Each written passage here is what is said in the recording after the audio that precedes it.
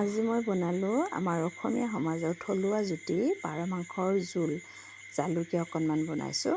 এয়া পাৰ মাংসখিনি কাটি দিলোঁ। এইফালে পিঁয়াজ আদা নহৰু পেষ্ট আৰু অকণমান জালুক পিচি লৈছোঁ আৰু মই আলু এটা কাটি লৈছোঁ, সৰু আলু এটা। তাৰপিছতে এখন যেতিয়া কেৰাহী গৰম হ'লত তেল দিছোঁ।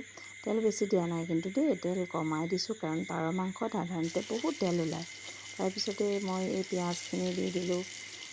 পিঁয়াজ দিয়াৰ পিছত দিলোঁ মই আদা নহৰু পেষ্ট, তাৰপিছতে দিলোঁ জালুকৰ গুড়ি। এনেকৈ দিয়াৰ পিছতে মই অকণমান সময় ভাজি ৰাখিলোঁ, তাৰমানে অকণমান ৰঙচুৱা নোহোৱালৈকে মই ভাজি থাকিলোঁ। তাৰপিছতে আৰু এনেকৈ ভাজি পেলাই বেছি সময় নালাগে। ইয়াৰ পিছতে মই মাংসকণ ইয়াত দি দিলোঁ। অকণমান সময় এনেকৈ ভাজি লোৱাৰ পিছতে মই মাংস ইয়াত ধুনীয়াকৈ দি দিছোঁ।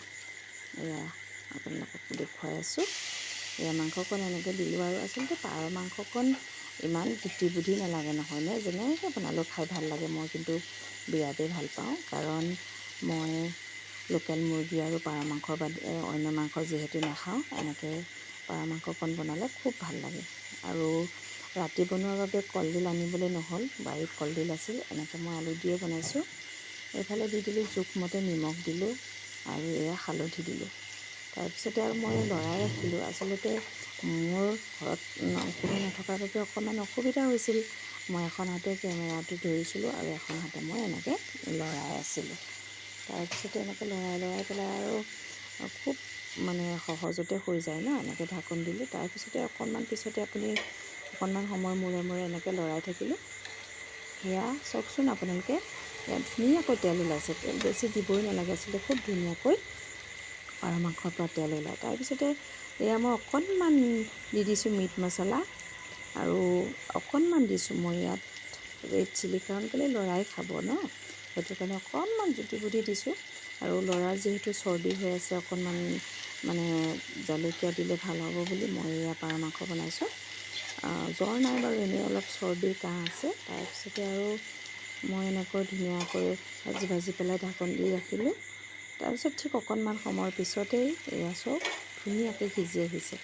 এনেকৈ সিজি অহাৰ পিছতে মই এতিয়া যিকেইটা আলু এটা মই কাটি লৈছিলোঁ, সৰুকৈ কাটিছোঁ, এই কটা আলুটো মই এনেকৈ দি দিলোঁ। তাৰপিছত আৰু লৰাই ৰাখিলোঁ আৰু লৰাই পেলাই আৰু মাংস অলৰেডি আধা আধি সিজিলেই তেতিয়া আলু দিলোঁ। আলু দিয়াৰ পিছত আৰু বেছি সময় নালাগে আৰু আমাৰ থলুৱা জুতি নহয়নে।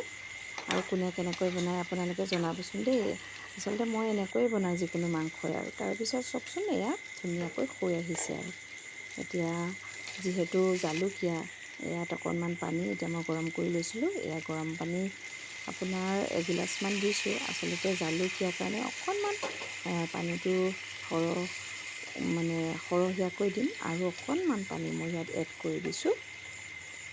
এয়া তাৰপিছত ধুনীয়াকৈ মই আৰু লৰাই মেলি পেলাই এয়া পানী অকণমান দিছোঁ আৰু ধুনীয়াকৈ ঢাকোন মাৰি পেলাই বেছি সময় নালাগে, খুব বেছি আৰু 10 মিনিটমান উতলালেই হৈ যাব। তাৰপিছতে এয়া চব ধুনীয়াকৈ হৈ আহিলে। এয়া ধুনীয়া কালাৰ আহিছে। এয়া একদম খুব ধুনীয়া লাগিছিল, খাবলৈ টেষ্টি হৈছিল আৰু ল'ৰাইও ভাল পালে খাই, এওঁতো খায়েই বাৰু। তাৰপিছত আৰু এয়া হ'লেই নহয় পৰিৱেশন কৰিবলৈ। মই আকৌ পৰিৱেশনত ভাল নহয় দেই, এনেই আপোনালোকক দেখুৱাবৰ বাবেহে মই এনেকৈ আপোনালোকক অকণমানকৈ পৰিৱেশন কৰি দেখুৱাইছোঁ। আৰু কোনে কেনেকৈ বনায় কমেণ্ট বক্সত জনাবচোন। আৰু মোৰ ভিডিঅ'টো চাই কেনেকুৱা লাগিল আপোনালোকে জনাবলৈ নাপাহৰিব। আৰু বহুত দীঘলীয়া হৈছে ভিডিঅ'টো, আজিলৈ ইমানতে সামৰণি মাৰিছোঁ।